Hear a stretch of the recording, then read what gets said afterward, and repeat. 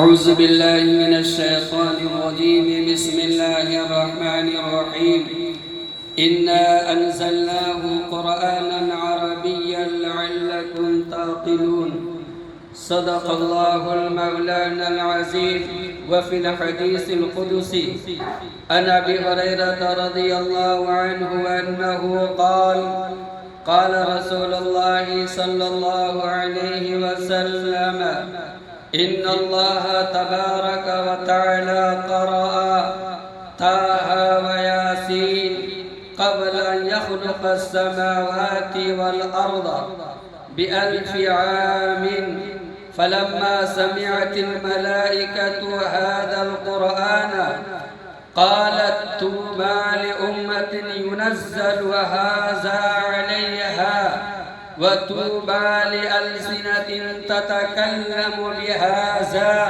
وطوبى لأجواف تحمل هذا أو كما قال عليه الصلاة والسلام۔ جناب صدر محترم معزز علماء اعظام، یقیناً یہ پروگرام ایک اہمیت والا پروگرام ہے اور دل میں بیٹھا دینے والی باتوں کا یہ پروگرام ہے۔ الحمدللہ دارالعلوم دیوبند کے جانب سے پوری امت کی فکریں یہ بات ثابت ہوتی ہے کہ ہر جگہ کے مدارس کو قرآن اور حدیث سے متعلق جوڑا جائے۔ اسی کے پیش نظر ہمارا صوبہ جھارکھنڈ بہت پیچھے تھا۔ الحمدللہ محتمم صاحب کے جانب سے اور وہاں کے شورا کے جانب سے، دارالعلوم دیوبند کے محتمم اور شورا کے جانب سے، مدرسہ اصلاح المسلمین سرکار ڈی کے محتمم جناب مولانا اسحاق صاحب پورے جھارکھنڈ کے صدر منتخب ہوئے، اور یہاں کے جناب مولانا رستم صاحب پورے صوبہ کے یہ بھی سیکریٹری منتخب ہوئے، پورے صوبے کے ایک کمیٹی منتخب ہوئے، پھر اس کے بعد ہر ضلع کے ایک کمیٹی منتخب ہوئے، 3-4 زون میں علاقے میں تقسیم ہے۔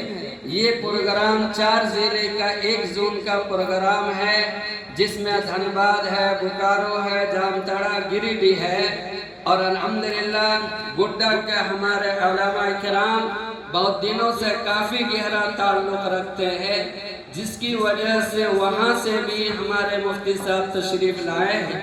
قرآن کی اہمیت، حدیث کی اہمیت، علم کو فروغ دینے کے لیے حضرات تشریف لائے ہیں۔ بہت وزنی یہ پروگرام ہو رہا ہے۔ مختصر یہ عرض کرنا ہے کہ ہمیں اور آپ کو اور پورے جھارکھنڈ کے احباب کے بچوں کو، بڑوں کو، چھوٹوں کو، سب کو قرآن سے کیسے ہم لگانے والے ہو جائیں، قرآن سے کیسے محبت کرنے والے ہو جائیں، پڑھنے والے، پڑھانے والے، سمجھنے والے ہو جائیں۔ قرآن کو اللہ پاک ارشاد فرماتے ہیں اِنَّا أَنزَلْنَاهُ قُرْآنًا عَرَبِيًّا لَعَلَّكُمْ تَعْقِلُونَ، بلا شبہ ہم نے قرآن کو عربی زبان میں نازل کی ہے تاکہ تم سمجھ بوجھ والے ہو جاؤ۔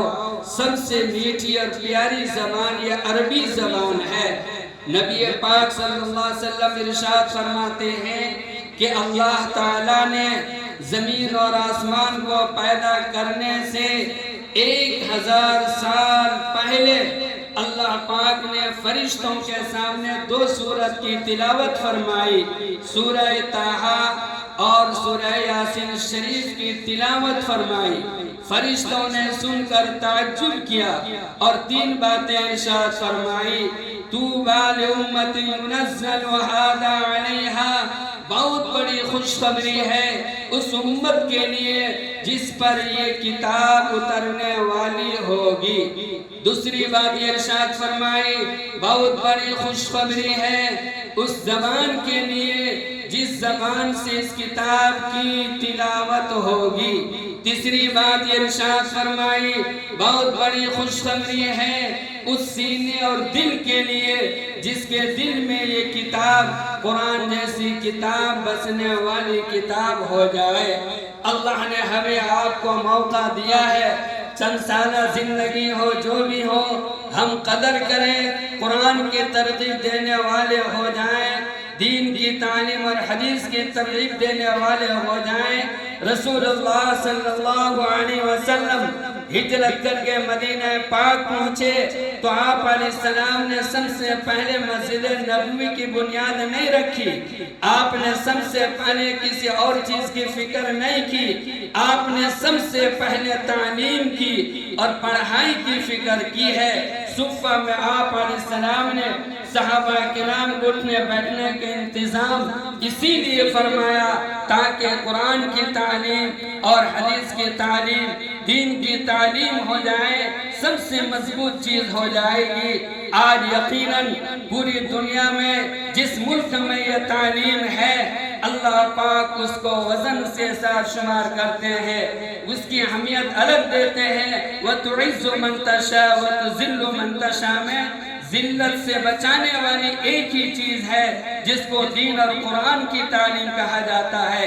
یقیناً دارالعلوم دیوبند کا دین ہے، محتمم صاحب کا دین ہے کہ ہمارا یہ جھارکھنڈ جو یقیناً بہت پچھڑا علاقہ تھا، اس اہمیت کی وجہ سے، اس طرح سے نظام چلانے کی وجہ سے قرآن روشن ہو رہا ہے۔ جگہ جگہ جو بچے، مکتب کے بچے بچیاں قرآن کو صحیح پڑھنے والے، مخارج کی تصحیح کرنے والے ہو جائیں، یقیناً ہم اس کی جتنی بھی شکریہ ادا کرنے والے ہو کم ہو، ہم دل سے بھی زبان سے بھی شکریہ ادا کرنے والے ہو رہے ہیں۔ جناب صدر محترم صاحب کی بھی اور سرپرست صاحب کی بھی، سیکرٹری صاحب کی بھی، ہم سب کھل کر کے ساتھ دینے والے ہو جائیں اور اس طرح کا پروگرام جہاں بھی ہم سن لیں، شریک ہونے والے ہو جائیں، اس سے ایک امنگ اور شوق اور جذبہ پیدا ہوتا ہے۔ اللہ پاک ہم سب کو عمل کے توفیق عطا فرمائے۔